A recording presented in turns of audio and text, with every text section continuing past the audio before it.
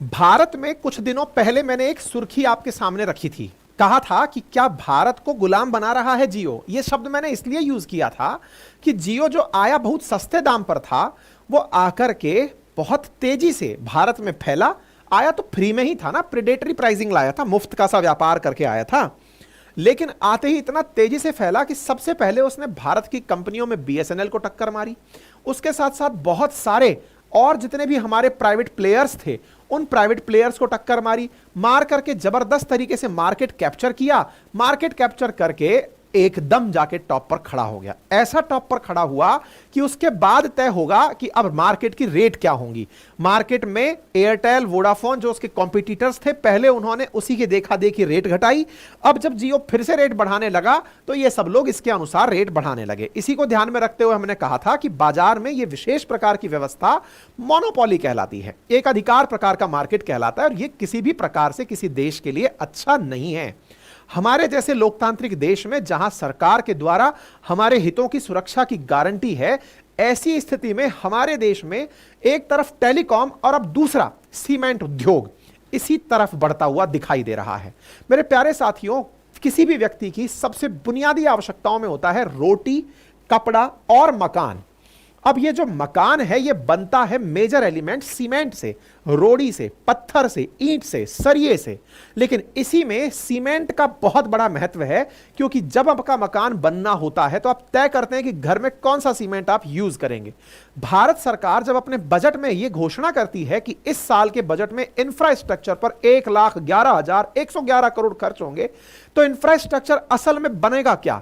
पुल बनेगा, railway bridge बनेगा, road bridge बनेगा, हवाई जहाज के अड्डे बनेंगे, पोर्ट्स बनेंगे, सड़कें बनेंगी और घरों का निर्माण होगा। इंफ्रास्ट्रक्चर में ये जो कैपिटल निवेश इतने लाखों करोड़ का होने वाला है, उसमें सीमेंट का महत्व किसी से छुपा नहीं है। लेकिन इस सीमेंट के महत्व को तो आप समझते हैं, लेकिन ये नहीं समझ रहे कि जियो की तर्ज पर ही अब यहां पर भी कोई एक अधिकार की लड़ाई लड़ रहा है। लेकिन इस बार अंबानी नहीं, अडानी की बारी है। मेरे प्यारे साथियों, अडानी ने, जो कि 3 साल पहले तक किसी भी प्रकार से सीमेंट उद्योग से कोई संबंध नहीं रखते थे, अचानक भारत के दूसरे सबसे बड़े सीमेंट निर्माता बन गए हैं। और ऐसे में इनके द्वारा शुरू की गई यह लड़ाई आगे औरों को भी मोटिवेट कर गई है। ऐसे में ही भारत की नंबर 1 सीमेंट निर्माता कंपनी अल्ट्राटेक, जिसके मालिक बिड़ला हैं, उन्होंने हाल ही में और कई कंपनियों का अधिग्रहण कर लिया है, ताकि इस नंबर 1 की लड़ाई में कि किसका मार्केट पर कंट्रोल होगा, उस पर बिड़ला आगे टिके रहें। लेकिन यह लड़ाई शुरू अगर हुई है तो इसका अर्थ यह है कि अल्टीमेटली इसका उद्देश्य, जो हाल ही में हमने जियो में देखा कि पहले कॉम्पिटिटिव प्राइसिंग में उतर करके जनता के सामने छा जाओ, और जब किसी के पास कोई विकल्प ना बचे तो अपने हिसाब से बाजार भाव तय करो। उदाहरण के लिए आप आजकल भारत में उपलब्ध ऑप्शंस को देखिए। जब आप मोबाइल खरीदने जाते हैं तो 2-4 ऑप्शंस ही आपको मार्केट में दिखाई ढंग के देते हैं। आप ऑपरेटर्स देखते हैं तो 2-4 दिखाई देते हैं। आप कैब सर्विसेज देखते हैं तो 2-4 ऑप्शंस ही आपको ऑप्शन में दिखाई देते हैं। इसी प्रकार से आप ऑनलाइन सर्विसेज में, जो आपके लिए चाहे अमेजन, फ्लिपकार्ट हो, उबर हो या फिर ये हो, ये 2-4 लोग ही हैं जो प्राइस जैसे ही बढ़ाते हैं दूसरे लोग भी बढ़ा देते हैं। यानी मार्केट में एक अधिकार की लड़ाई के लिए जो कंपनीज आती हैं, दूसरों को पहले बर्बाद करती हैं, खुद टिककर नंबर 1 रह जाती हैं और फिर मार्केट को अपने हिसाब से चलाती हैं। या तो वो मार्केट मोनोपोलिस्टिक होता है या फिर ऑलिगोपोलिस्टिक होता है, अर्थात यहां पर एक से कुछ ज्यादा लोग मिलकर के व्यापार पर नियंत्रण रख रहे होते हैं। अडानी की इस मंशा को आज हम आपके सामने रखेंगे और सरकार से दरखास्त करेंगे कि इसका समाधान आपके पास है, और वो समाधान क्या है वो आज मैं आपके साथ भी साझा करूंगा। क्योंकि इस लड़ाई में जिस तरह से टेलीकॉम सेक्टर में केवल 4 ही प्लेयर बच गए हैं, हालांकि सरकार ने बीएसएनएल को रिवाइव करने का इस बार के जो टेलीकॉम बजट में इन्वेस्टमेंट दिया है, अनाउंसमेंट किया है लगभग 90,000 करोड़ रुपए का, जिससे बीएसएनएल को रिवाइव करके इन्हें कंपटीशन दिया जा सके। ऐसे ही सरकार से डिमांड है कि अपनी कोई सीमेंट भी लेकर आइए जिससे इन लोगों को रोका जा सके। तो चलिए मैं आपको डिटेल में सारी बात बताता हूं और आपकी असली आवश्यकता पर आपका ध्यान आकर्षित करता हूं। मेरे प्यारे साथियों, जब भारत के अंदर टॉप 10 सीमेंट निर्माताओं का नाम देखते हैं तो उसमें नाम सबसे नंबर 1 पर अल्ट्राटेक का आता है। अल्ट्राटेक है, फिर इसके बाद में अंबुजा है, श्री सीमेंट, बांगर, जेके, गिनती के कुछ 10 नाम हैं जो कि भारत के अंदर सीमेंट मार्केट को कंट्रोल करते हैं। जहां एक और भारत का टेलीकॉम मार्केट लगभग $50 बिलियन का है, वहीं वर्तमान में भारत का जो सीमेंट मार्केट है वो लगभग $30 बिलियन का है। संभावना व्यक्त की जाती है जिस तरह से ये ग्रो करते जा रहे हैं on compound annual growth rate CAGR पर, ये आने वाले समय में वर्ष 2030 तक लगभग $50 बिलियन की कीमत तक पहुंच जाएंगे। ऐसी स्थिति में भारत के सीमेंट उद्योग में जो संभावनाएं हैं वो आज के इक्विवेलेंट टेलीकॉम सेक्टर के बराबर ही हैं। और इसी तरह जहां टेलीकॉम में अंबानी अपना राज लगाकर बैठे हैं, वहीं पर सीमेंट में अडानी अपनी राह तलाश रहे हैं। साथियों, यह खबर 2021 की है जब अडानी ने पहली बार सीमेंट बिजनेस में एंट्री की थी। आपके सामने यह न्यूज कटिंग है जिसे आप देख रहे हैं। सीमेंट उद्योग में पहली एंट्री मध्य 2021 में इन्होंने की थी और उसके बाद से इन्होंने अपनी शॉपिंग में पहले अंबुजा और फिर ACC, इन दोनों सीमेंट्स को खरीदकर भारत के अंदर सेकंड लार्जेस्ट सीमेंट प्रोड्यूसर बन गए। यानी कि देश में जिस अडानी को नहीं पता था कि कितना क्या करना है, जिसको सीमेंट के बारे में ABCD नहीं पता थी, वो अचानक शॉपिंग पे निकलते हैं, देश की 2 बड़ी कंपनियों को खरीदते हैं, सेकंड लार्जेस्ट सीमेंट निर्माता भारत के बन जाते हैं। अंबुजा सीमेंट और ACC के पास 70 मिलियन टन पर एनम की कैपेसिटी है, यानी कि ये इतने हद तक भारत के अंदर सीमेंट उत्पादित करते हैं। भारत दुनिया में चाइना के बाद दूसरा सबसे बड़ा सीमेंट निर्माता है। वो ना केवल सीमेंट बनाता है बल्कि वो एक्सपोर्ट भी करता है अपने पड़ोसी मुल्कों में। जैसे भारत के नजदीक जो गल्फ कंट्रीज हैं जो लगातार इंफ्रास्ट्रक्चर में ग्रो कर रहे हैं, उनके लिए भी सीमेंट एक्सपोर्ट करने में भारत महती भूमिका निभाता है। ऐसी स्थिति में अडानी, जो कि भारत में अपना जबरदस्त कोस्टल इंफ्रास्ट्रक्चर रखते हैं, यानी कि अडानी अपने पोर्ट्स रखते हैं, अब अगर वो सीमेंट भी बनाने में कामयाब हो जाते हैं तो वो अपने इन पोर्ट से अपना ही माल भी बेचने लगेंगे। बिल्कुल वैसे ही जैसे अमेजन पहले तो इंटरमीडियरी बनकर आए थे, लेकिन बाद में अपने ही प्रोडक्ट अमेजन किंडल जैसे प्रोडक्ट बनाकर बेचने लगे। अडानी पहले तक फैसिलिटेटर थे, अब अपना ही माल बनाकर के बेचने भी लगेंगे और उसमें ये सीधे ही दूसरे पायदान पर पहुंचते हैं। इनके आते ही मार्केट में हलचल मच गई। इन्होंने पैसे से जो शॉपिंग की, उसके चलते ही मार्केट के अंदर, कंपनीज के अंदर एक प्रकार की हलचल मच गई कि यार, इन्होंने अचानक 2 बड़ी कंपनियां खरीद डाली हैं लगभग $10 बिलियन के आसपास। ऐसी स्थिति में इन्हें औरों को डर सताने लगा कि अगर ये बड़ी कंपनियों को खुद से उठा ले गए तो ये मार्केट को अपने हिसाब से ऊपर नीचे करना शुरू कर देंगे। इसी को ध्यान में रखते हुए जो इतने साल से सीमेंट उद्योग में टिके हुए बिड़ला साहब थे, कुमार मंगलम बिड़ला, जो कि अपना ACC अल्ट्राटेक सीमेंट चला रहे थे, उन्हें यह सताने लगा कि यदि ये नंबर 1 बन गए तो इनके पिछलग्गू हम हो जाएंगे। वही हाल होगा जो जियो ने किया है वोडाफोन के साथ, क्योंकि वोडाफोन भी बिड़ला ग्रुप का ही है। ऐसी स्थिति में जियो ने जिस प्रकार से पहले अपने आप का मार्केट पकड़ा और मार्केट पकड़ करके वोडाफोन को बर्बाद कर दिया, ऐसी स्थिति में इन्होंने अल्ट्राटेक सीमेंट के लिए अपने लिए नए रास्ते संभालने शुरू किए। बोले यार कुछ भी करो, अडानी जिस तरह से लगातार, देखिए पहले फिर पेना सीमेंट खरीदी, सांघी इंडस्ट्रीज खरीदी, माई होम्स इंडस्ट्रीज खरीदी, बोले ये धीरे धीरे अपना मार्केट कैप बढ़ाते जा रहे हैं। पता चलता है कि जून 2024 तक Adani 77 million ton per annum cement produce करने लग गए। जो व्यक्ति 3 साल पहले 0 मिलियन टन पैदा कर रहा था, वो अचानक 77 मिलियन टन अगर सीमेंट पैदा कर रहा है तो इससे टेंशन पैदा होने लगी। किन्हें? अल्ट्राटेक सीमेंट वालों को। अल्ट्राटेक सीमेंट किसका है? आदित्य बिड़ला ग्रुप का है, कुमार मंगलम ग्रुप का है। ऐसी स्थिति में आदित्य बिड़ला ग्रुप की तरफ से अपने अल्ट्राटेक सीमेंट की साख बरकरार रखने के लिए, मैं आपको बता दूं कि भारत में इंजीनियर्स चॉइस कहा जाता है अल्ट्राटेक सीमेंट को, कि साहब अगर लेंटर डलेगा तो अल्ट्राटेक सीमेंट से डलेगा। ये सच है, जब आप भी अपने घर में कंस्ट्रक्शन कराते हो तो ये जान पाएंगे कि इस सीमेंट ने अपनी क्रेडिबिलिटी लंबे समय से बरकरार रखी हुई है। लोग ये मानते हैं कि अगर सीमेंट कोई बढ़िया है तो ये है, और इसकी कीमत भी तुलनात्मक रूप से ज्यादा होती है, और ये ज्यादा कीमत पर भी अपनी ब्रांडिंग को बरकरार रखे हुए हैं। यही कारण है कि मार्केट में इनका जो शेयर का जो भाव है वो भी ऑल टाइम हाई रहता है, और ऐसी स्थिति में इनकी जो मार्केट कैप है वो भी जबरदस्त है। मतलब इनका कोई सानी नहीं है, इन्होंने जबरदस्त मार्केट अपना बनाया हुआ है। अल्ट्राटेक सीमेंट देश में लंबे समय से चल रहा है और ये UAE, बहरेन, श्रीलंका, इन सभी जगह पर अपना सीमेंट बेचते भी हैं। अपने इस सीमेंट की प्रोडक्शन की अगर आप जानकारी लें तो जहां अडानी अभी 77 मिलियन टन सालाना सीमेंट प्रोड्यूस कर रहे हैं, वही अल्ट्राटेक 150 मिलियन टन प्रति वर्ष सीमेंट प्रोड्यूस करते हैं। इनके द्वारा लगभग डबल सीमेंट प्रोड्यूस किया जाता है। लेकिन दुनिया देश की टॉप 10 कंपनीज में से जब 2-3 कंपनी बिक गई हो, ऐसे में डर सताता है कि कहीं ऐसा ना हो कि बाकी बची कंपनियों को भी अडानी अपनी बास्केट में भर लें और बाद में कंपटीशन में वो इनसे आगे निकल जाएं। यानी जहां Bharat 600 million ton per annum के आसपास सीमेंट प्रोड्यूस करता है, उसमें से आधा ऑलरेडी इन 2 प्लेयर्स के द्वारा प्रोड्यूस किया जा रहा है। बाकी बच्चों को भी उठाकर अगर ये लोग अपने साथ ले गए तो फिर दिक्कत हो जाएगी। अल्ट्राटेक इस रेस में निकला और रेस में निकलकर अडानी को रोकने के लिए कहिए या मार्केट में नंबर 1 बने रहने के लिए, जो गलती जियो के साथ ये कर चुके थे वो अब नहीं करना चाहते थे, इसलिए इन्होंने अपने स्तर पर इंडिया सीमेंट को खरीदने का निर्णय लिया। ये इंडिया सीमेंट वही है जिसके बारे में 2 दिन पहले मैंने एक सेशन किया था, अगर आपको ध्यान हो, जिसके बारे में मैंने बताया था कि रॉयल्टी इज ए टैक्स और royalty is not a tax. जो मामला चल रहा है ये वही तमिलनाडु वर्सेस इंडिया सीमेंट का वाद था, अगर आपको याद हो। 2 दिन पहले भी जब मैंने एक सेशन किया था, अपनी पाठशाला पर डला हुआ है, आप चाहिए तो देखिएगा, जिसमें कि royalty is not a tax typographic error थी, जिसकी वजह से सुप्रीम कोर्ट की 11 जजेस की बेंच ने अपना फैसला बदला। याद आ रहा है?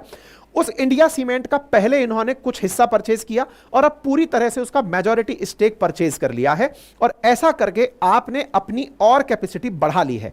सुर्खी बनती है कि अल्ट्राटेक ने अपनी तरफ से एक्विजिशन ऑफ इंडिया सीमेंट का निर्णय कंफर्म कर दिया है। ऐसे आधार पर इंडिया सीमेंट का 32.72% हिस्सेदारी, पहले लगभग ये 22% हिस्सेदारी खरीद चुके थे, अब इनके पास में अल्ट्राटेक सीमेंट के पास में इंडिया सीमेंट की 55.49% हिस्सेदारी हो जाएगी। कुछ समय पूर्व ही इन्होंने इंडिया सीमेंट की लगभग 22% हिस्सेदारी खरीदी थी और अब 32% हिस्सेदारी खरीदकर अब ये 55.49% के साथ अल्ट्राटेक सीमेंट इंडिया सीमेंट की मेजर स्टॉक होल्डर बन गई है। कारण चाहे जो भी हो, लेकिन सबसे बड़े कारण में अडानी है, जिन्होंने 3 साल पहले इस इंडस्ट्री में घुसकर एक अधिकार की तरफ जो रेस लगाई, उसको देखते हुए और अपने अनुभव, क्योंकि बिरला ग्रुप पहले ही वोडाफोन और आइडिया वाले केस में आइडिया का नुकसान जियो की वजह से होता हुआ देख चुके थे, अब इनकी वजह से नुकसान होता हुआ नहीं देखना चाहते थे, इसलिए अल्ट्राटेक को अपने नंबर 1 पर बनाए रखने के लिए उन्होंने अधिग्रहण शुरू कर दिए। और ऐसी स्थिति में 1.45 करोड़ टन बनाने वाली जो इंडिया सीमेंट है, उसे इन्होंने अपने साथ बना लिया। यानी कि 15.27 करोड़ टन सालाना पैदा करने वाली अल्ट्राटेक अब अपनी कैपेसिटी में 1.5 टन और बढ़ा चुकी है, 1.5 करोड़ टन और बढ़ा चुकी है, और देश में अभी भी यह नंबर 1 पर बनी हुई है, जिसके चलते अल्ट्राटेक सीमेंट का जो शेयर प्राइस है वो 11,664 रुपए के साथ अभी मार्केट में कल तक था, जब हमने आपके लिए यह सुर्खी इकट्ठा की थी। इसका मतलब अल्ट्राटेक इंडिया का ट्रस्टेड ब्रांड के साथ साथ अपनी नंबर 1 पोजीशन को बरकरार रखने में मेहनत कर रहा है। और इस अल्ट्राटेक सीमेंट में मेजॉरिटी स्टेक जो होल्डर्स हैं वो ग्रासिम इंडस्ट्रीज है, जो कि आदित्य बिरला ग्रुप ही है। यानी कि एक प्रकार से अपना 60% स्टेक रखकर आदित्य बिरला ग्रुप चल रहा है। लेकिन क्या हम आदित्य बिरला ग्रुप के बारे में इतने सिक्योर हो सकते हैं कि ये लोग एक कंपनी को खरीद करके अपने आप को नंबर 1 पर रखने की जो लड़ाई लड़ रहे हैं, ये अपने आप में एक चिंता की तरफ इशारा करती है, जिस रेस को भले ही जन्म अडानी ने दिया हो, लेकिन अब ये खुद भी तो पीछे नहीं हट रहे। ये भी लगातार, ये जो इंडिया सीमेंट है ये एन श्रीनिवास से खरीदी गई है। एन श्रीनिवास अगर आपको याद हो तो ये वो हैं जिनके पास चेन्नई सुपर किंग्स कंपनी है। ये वो व्यक्ति हैं जिन्होंने बीसीसीआई में चेयरमैन बीसीसीआई के प्रेसिडेंट रह चुके हैं, आईसीसी के चेयरमैन रह चुके हैं। पुराने जो क्रिकेट प्रेमी होंगे वो इनका चेहरा भी पहचानते होंगे। इन्होंने अपनी कंपनी में धोनी को भी डायरेक्टरशिप ऑफर की हुई है, साथ ही साथ में ये चेन्नई सुपर किंग्स के मालिक भी हैं, ठीक है ना। तो इन्हीं की कंपनी थी इंडिया सीमेंट, जिसको अल्ट्राटेक ने परचेज कर लिया है। जून में 22% के आसपास हिस्सेदारी खरीदी थी और अब मेजॉरिटी स्टेक परचेज कर लिया। तो अल्ट्राटेक का इंडिया सीमेंट तो हो गया, लेकिन यहां एक बड़ा सवाल छोड़ गया, और वो ये है कि इस अधिग्रहण में अब बड़े प्लेयर में एक तो अल्ट्राटेक और बड़ा हो गया, अडानी नंबर 2 पर आ गया। कुछ दिनों के अंदर ये रेस और लगेगी, तो हो सकता है जैसे आज टेलीकॉम में 4 ही ब्रांड बचे हैं, एक सरकारी बीएसएनएल, बाकी 3 प्राइवेट, बाकी 2 प्राइवेट वही कर रहे हैं जो कि कर रहा है जियो।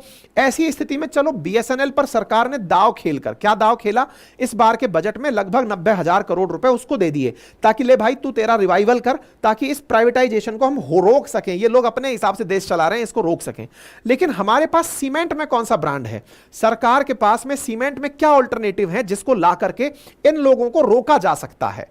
कोई आंसर नहीं है। ऐसी स्थिति में समझने की आवश्यकता है कि भारत अगर सीमेंट में भी ये एक अधिकार की लड़ाई देख ले, मैं आपको याद दिला दूं, देखिए बजट का ये वाला डेटा मैंने आपको याद दिलाया था, और मैं आपको ये भी याद दिला दूं कि इंफ्रास्ट्रक्चर में हम लोग जबरदस्त पैसा खर्च करने वाले हैं। रूरल डेवलपमेंट में 2,65,000 करोड़ रुपए खर्च करने वाले हैं।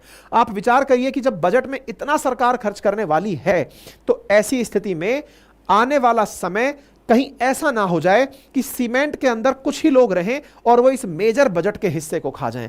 यानी कि एक नई लड़ाई जो एक अधिकार की है, वो अब टेलीकॉम के स्थान पर हमें सीमेंट इंडस्ट्री में दिखाई दे रही है। और इस इंडस्ट्री में भले ही दो चेहरे दिखाई दें, लेकिन इसके पीछे सरकार की नाकामयाबी भी चिल्ला चिल्ला कर बोल रही है कि आपने कोई अल्टरनेट क्यों नहीं दिया। अब आपके दिमाग में सवाल बनता है, सरकार कर क्या सकती है? मैं बताता हूं क्या कर सकती है। देखिए साथियों, सरकार के पास एक बेहतरीन ऑप्शन है, और वो क्या है? सरकार जो चाहे कर सकती है। कैसे कर सकती है? पहला तो सरकार अपने आप में एक बड़ा ब्रांड है। जब सरकार खुद अपनी तरफ से यूरिया के ब्रांड निकाल सकती है कि पेस्टिसाइड हम बनाएंगे, हम फर्टिलाइजर्स हम देंगे, तो सरकार आप एक तरह से सीमेंट भी खुद ही तैयार करिए। क्यों? क्योंकि इतना बड़ा आपके पास इंफ्रास्ट्रक्चर है। सीमेंट की जो बेसिक बुनियादी आवश्यकताएं हैं, चाहे लाइमस्टोन हो, श्ले हो, क्ले हो, सैंड हो, आयरन ओर हो, ये सब चीजें तो आप ही के पास है ना। सारी माइंस आप कंट्रोल करते हैं। माइंस मिनरल्स भले ही आप किसी को लीज पर देते हो, भारत की बड़ी बड़ी कंपनियां, चाहे लाइमस्टोन में सरकारी कंपनी हो, चाहे आयरन ओर में हो, चाहे सैंड में हो, आपके द्वारा नियंत्रित हैं। आपके द्वारा नियंत्रित हैं। तो रॉ मटेरियल जो सबसे बुनियादी आवश्यकता है, जिसे ये प्राइवेट प्लेयर्स माइंस खरीद खरीद के पूरा कर रहे हैं, वो काम आप अकेले लेवल पर कर सकते हो। यानी भारत सरकार के पास कच्चा माल खुद का उपलब्ध है। रही बात इसके अलावा इसको बनाने के लिए कोयले की, इसको बनाने के लिए बिजली की, तो साहब उसके लिए भी आपकी अपनी कोल इंडिया लिमिटेड है। इसके साथ साथ बिजली के लिए आपकी अपनी एनटीपीसी है। और जो आज अडानी कह रहा है कि मेरे पास कोस्टल एरिया है जहां से उठा करके मैं माल को एक्सपोर्ट कर दूंगा, आपके पास तो खुद का जेएनपीटी पोर्ट है। अरे अडानी आपको सलाम करता है जनाब। अगर आप वाकई में चाहते हैं कि देश में जनता के साथ ठगी ना हो, एक अधिकार पर कोई कंपनी ना बैठे, आप अपना ब्रांड लेकर आइए। आप खुद से सरकारी कंपनी, आप कहें कि सरकार कंपनी नहीं चलाती, अजी साहब आप चला रहे हैं। आप कोल इंडिया चला रहे हैं, भारत की महारत्ना नवरत्ना सब आप ही चला रहे हैं, मिनी रत्ना आप ही चला रहे हैं। ऐसी कोई कंपनी फ्लोट करिए जो भारत में सीमेंट बनाए और सीमेंट में वो नंबर 1 बनकर आए। केवल इसलिए नहीं कि साहब ये डाल दिया हमने भी एक प्लांट, नहीं। जैसे आज एनटीपीसी को कोई टक्कर नहीं देता, ओएनजीसी, आईओसीएल, ये सब वो कंपनी है, एचपीसीएल जो आपकी अपनी कंपनी है और इनके आगे कोई खड़ा नहीं होता। ऐसे में आप भी अपना प्रोडक्ट लेकर आएं और आकर के भारत को इस रेस में से वैसे ही बताएं जैसे कि आपने बीएसएनएल को खड़ा करके जियो के एक अधिकार को टक्कर दिए। ऐसी स्थिति में ये सब चीजें आपके पास अगर हैं तो भारत में आप निश्चित ही अपने इंडियन पोर्ट्स के माध्यम से, चाहे कांडला हो, जेएनपीटी हो, मर्मगांव हो, जो आधिकारिक सरकारी पोर्ट हैं, आप उनके माध्यम से देश के इस माल को एक्सपोर्ट करें और देशवासियों को उस एक अधिकार से रोकें। दूसरी इंपॉर्टेंट बात, मैं केवल सरकार कब यह कंपनी बनाएगी तब तक की तो बात और है, उससे पहले भी सरकार आपसे एक और उम्मीद है, और वो ये है कि भारत में आपने ऑलरेडी ऐसे कानून बना रखे हैं जो इस एक अधिकार की लड़ाई को रोक सकते हैं। आप उसे एग्जीक्यूट करने के लिए संस्थाओं को ताकत दें। भारत में कंपटीशन कमीशन ऑफ इंडिया, जो कि बनाया ही मोनोपोलिस्टिक गतिविधियों को रोकने के लिए गया था, एमआरटीपी एक्ट के तहत, जब वर्ष 1969 में monopolistic regulatory trade practices act जब आया था, जिसमें यह तय किया गया था कि किसी भी कंपनी को भारत में एक अधिकार नहीं करने दिया जाएगा, उसी को अमेंड करके 2002 बनाया था, उसी को अमेंड करके 2007 बनाया, जिसमें आज कंपटीशन कमीशन ऑफ इंडिया यह तय करता है कि देश में किसी भी प्रकार के उद्योग में किसी एक का एक अधिकार ना हो। तो सरकार निवेदन है कि आप अपने इन आधारों को भी मजबूती दें और इस कंपटीशन कमीशन ऑफ इंडिया को इस बात के ऊपर ध्यान लगाने के लिए दें कि कहीं बाजार में ये लोग एक अधिकार करके भारतीय जनता के साथ वही धोखा तो नहीं कर देंगे जो कभी ईस्ट इंडिया कंपनी ने किया था। उम्मीद है कि आप सभी साथी भी इसके साथ, इस जानकारी के साथ पूरी तरह सजग हुए होंगे और इस जानकारी को अपने अन्य साथियों के साथ भी साझा करें। अपनी राय भी रखें। क्या आपको शुरुआती लाभ के बदले जिंदगी भर की उस परेशानी की तरफ जाना है जो आप लोगों ने अभी कुछ दिनों पहले गूगल के केस में देखी, फिर जियो के केस में देखी, आने वाले समय में सीमेंट के केस में भी क्या आप देखना चाहते हैं? अपनी राय कमेंट बॉक्स में जरूर रखें और अगर नहीं चाहते तो फिर इस बात को ज्यादा से ज्यादा लोगों तक साझा करें। अपनी राय कमेंट बॉक्स में रखें। चैनल पर नए हैं तो सब्सक्राइब कर लें। बाकी जो साथी उत्तर प्रदेश पुलिस में आपके हैं, जिनको तैयारी करनी है, उनकी चूंकि अनाउंसमेंट हो चुकी है एग्जाम डेट की, उनके लिए टेस्ट सीरीज अपनी पाठशाला.com पर है।